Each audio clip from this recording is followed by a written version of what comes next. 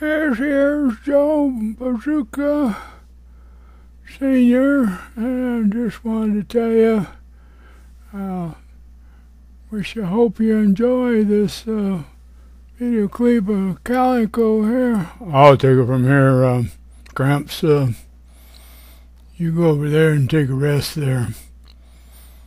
This is start entrance into Odesa Canyon, up near the town of Calico, not in Calico, but off to the right of Calico.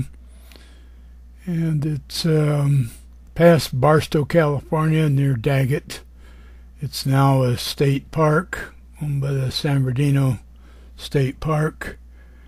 And the entrance to that car there, can't see it very well, is in an old riverbed, and there's a steep canyon on either side. When we first explored this, we used a 52 Plymouth.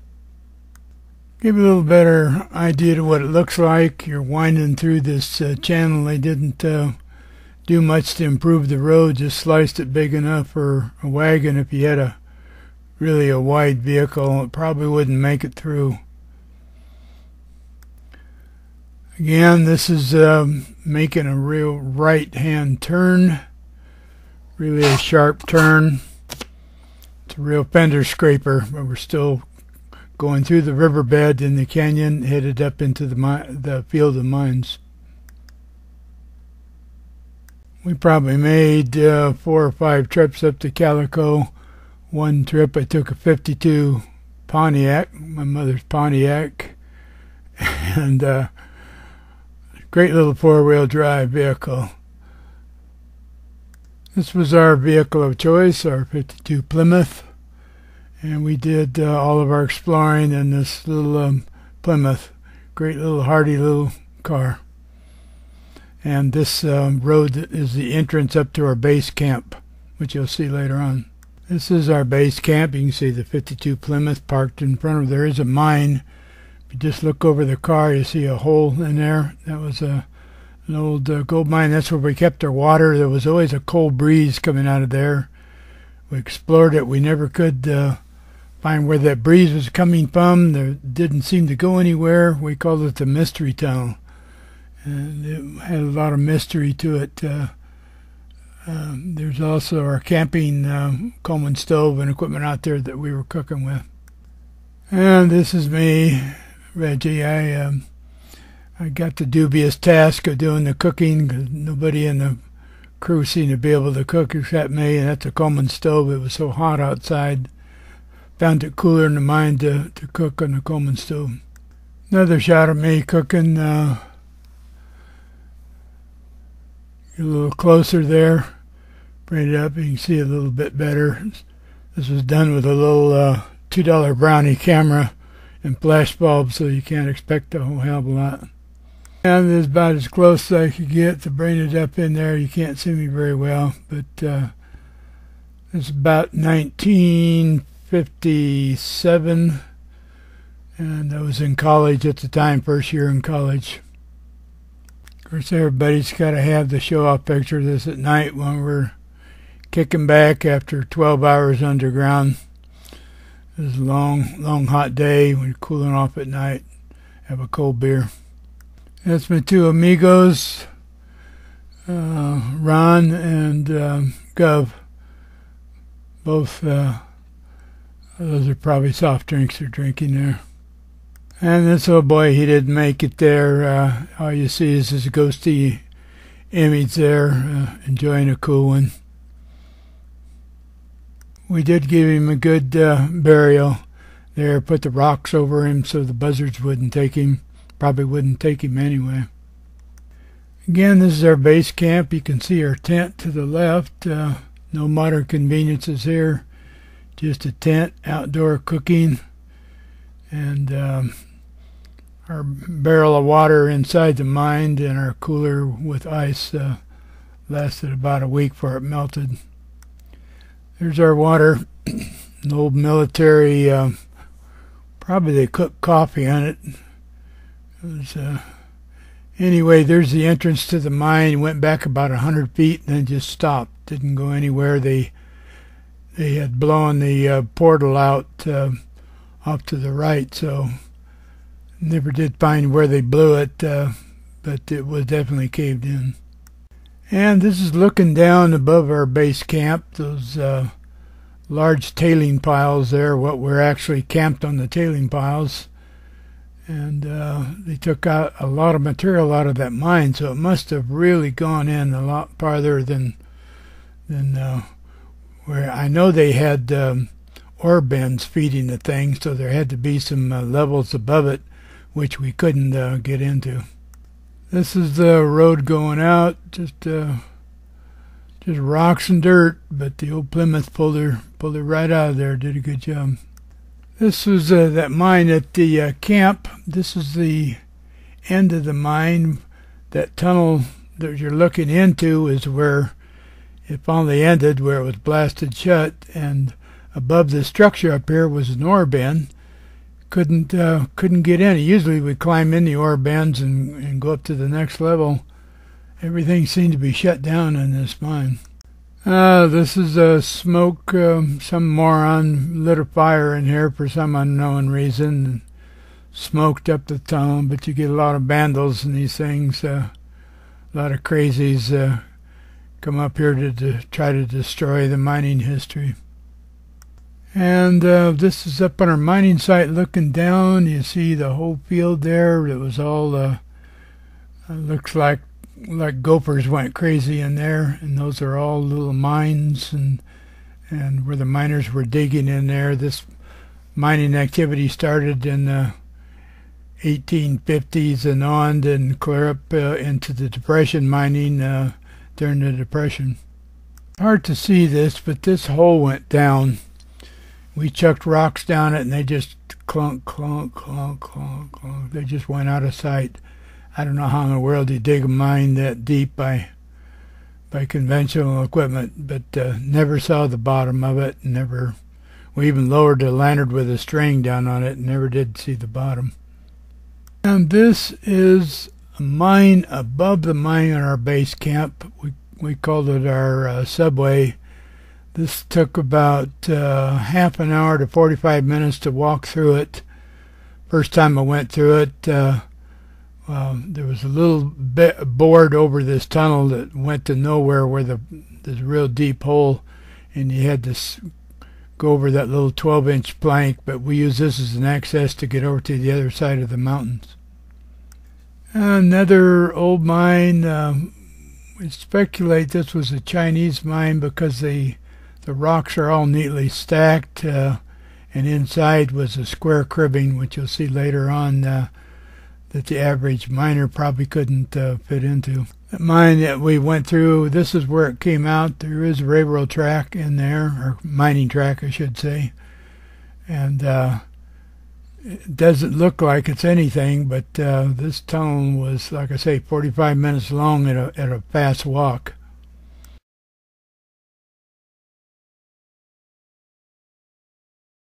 That's another portal going into one of these old mines, and some of these things just seemed like they went forever. One of these we walked into. It wasn't this, it was actually a vertical shaft that we lowered down into, and it went clear into the town of Calico. Interesting story behind that. I don't have a clue what this is. I think this is the old foundation of where there was some sort of a mill or some activity, probably a mill. They did a lot of borax mining in here too in the 30s. Borax turned out to pay better than the silver. And this was the foundation for an old mining cabin. The cabin was either burned down or just deteriorated with age, but unfortunately I didn't have a metal detector at that time, so I didn't get to sniff around it. Hard to see, but to the left in the center of the picture is another portal of a mine. These things were just all through it. This was a very large area, probably 5 or 10 square miles, and it was just literally thousands of mines. We must have explored at least 1,000 mines in the 3 or 4 years that we went back to it time and time again. Not a great shot, but this is an interesting mill because it actually is located above a mine, and you see the material is lifted up by a conveyor system and then dumped into the hoppers, and then either wagons or later on trucks would haul it to the mill.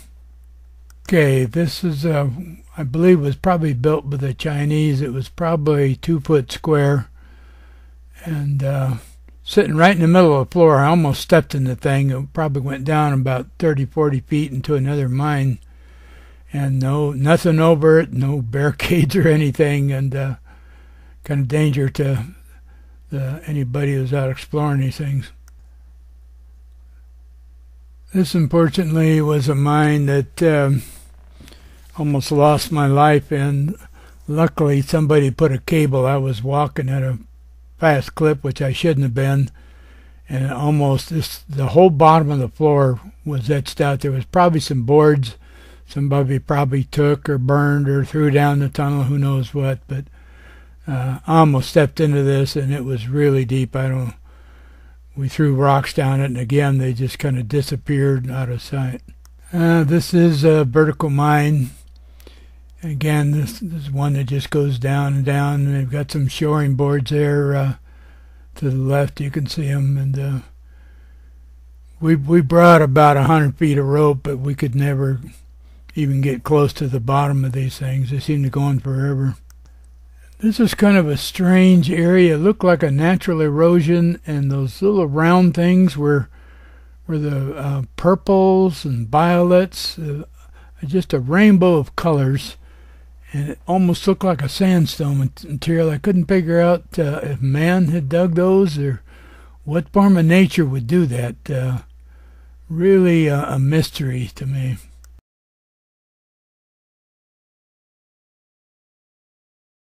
Another strange erosion. These like towers were probably 75 to 100 feet tall.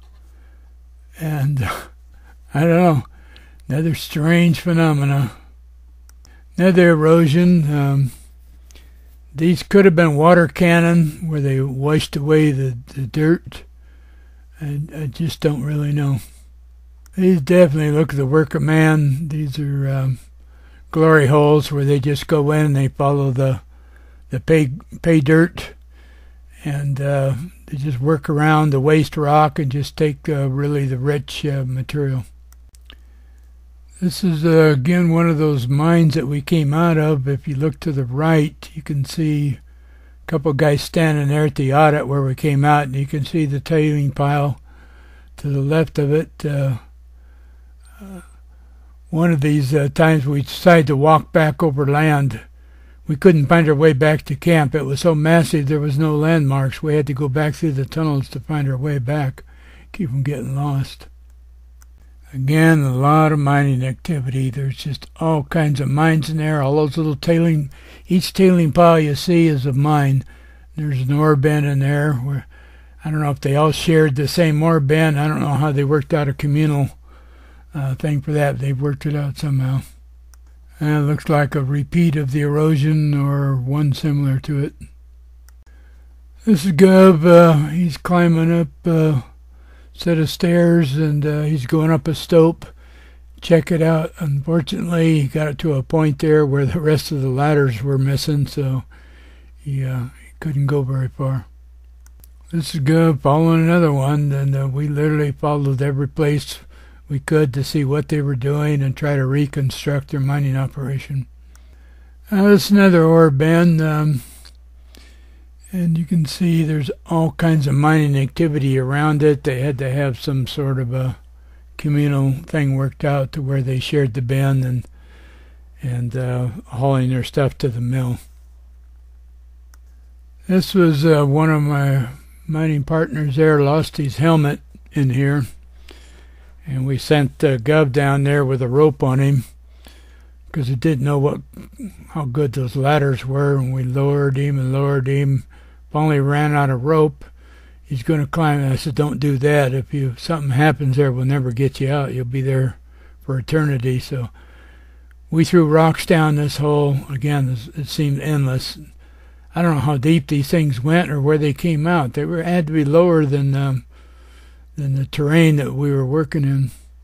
This is just the road that we came in on, and it's just showing the field of the mountains and mountains that they had worked into that seemed never ending. It's another adit that you can see about in the center of the picture there, and this is what we came out of. A lot of those tunnels did go through the hills for mostly for convenience of an easier place to drag out their ore and haul it away. Another giant field of mines with an ore bin in the background, and you can see all the tailing piles. I wish the pictures were larger so you get a really appreciation of the massive scale these things were on. Another mine field, just literally hundreds of mines. Most of these didn't seem to have any roads going into them. Either they were overgrown or blocked off or something, but most of these we had to walk to in the 100-degree heat we were in, because it was summer. It was June and July. It was just too much. Plus there was a lot of rattlesnakes outside. Didn't want to tangle with them. Well, too bad I didn't have a zoom camera. The Brownie just had one little port with a see-through and a place to put a flash bulb. It was a pretty cheap camera, so in the very far upper picture you can see the mine tailings and the mine activity. Again, no apparent roads to get back there, so I don't think we ever explored that one. And we might have, because when we came out through these mines, you can't get a perspective of where you're at. There's just no landmarks to follow. This is the road that we followed. This road probably went for, I'm saying 10 miles. It made a big loop and went all through the area, and to the right there are all the tailings. Wherever you see tailings, that's an adit, and we explored almost every one that we found. Again, there's the road and another field of mines, and they just seem to go on and on and on. They never seem to stop. And there's the road going up around the corner. I'm not sure why I took a picture of that, but I must have had some reason. It's down the road again, headed for another field. The mines seem to be separated sometimes by a mile or so, and then you'd go into this huge area. I guess they were following where the silver and gold were. Again, we're coming around the corner, going into another area. You can see the mines off to the right there where we're going into them. It's another one of those deep holes that seem to just go to infinity. No idea how they constructed these. You sure couldn't pull that ore out with a ladder, so they had some sort of a bucket system. This is one of the trips there where we camped in a pup tent. I think it was like probably 1 day or 1 or 2 day trip, probably a weekend trip, so we didn't have much conveniences. This is the road that's just going and going and going. Those rocks off to the right, you have miscalculate and hit one of those, you got no tires, so pretty rough area. And of course this is a dramatization of what can happen if you screw up and disturb one of these timbers there. You get a nasty bump in the gourd. Looks like I took a time exposure trying to get better lighting. The interesting part of this picture is the face to the right. This is it's a rock face, and it's coming in at about a 60-degree angle. So this is when the earth pushed up and formed these mountains. This is a part of the ground that it pushed up. So a little bit of interesting geology here. And this is going into, I think the adit's over to the right, if I remember right. And it's in the shadows, unfortunately, so you can't see it well. And this is one of the miners that took along one of my trips, and there's 2 adits right next to each other. Now, why you would have two adits, the only thing I could think of is they wanted to leave some material in the center. They wanted to hog out the vein, and they didn't want a taller tunnel, so they drove two tunnels right next to each other. This is odd. I've never seen this before. And again, this is looking down at the road. We're up on top of the mountain. The road's toward the top of the picture. And we did a lot of climbing around, looking around. Has some interesting stories. One that I was running, I stepped on a rattlesnake. No way to present those stories here. Well, this is a little town of Calico that I was telling you about. And it was quite a mining activity during the 1850s. And then after the gold rush was over, it picked up again during the Depression in the 20s and 30s, mostly the 30s, and where people were out of work and they were scratching out anything just to pick up a buck. And this is the little town that survived, and the reason it survived is Mr. Knott that owned Knott's Farm in Anaheim, California.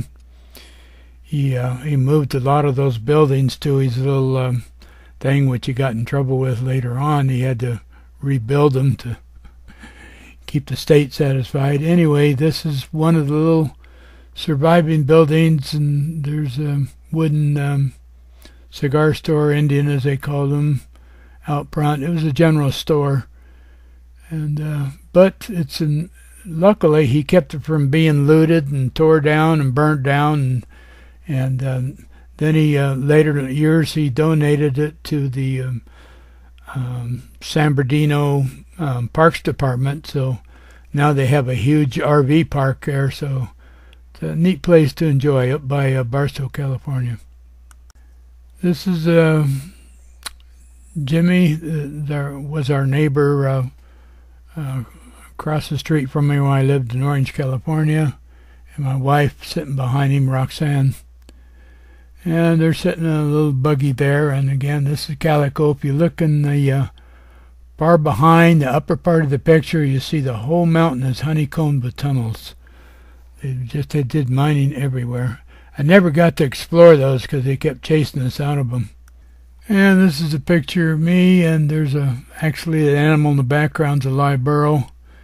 And up above them is the old mine train, which was the real train that goes underground.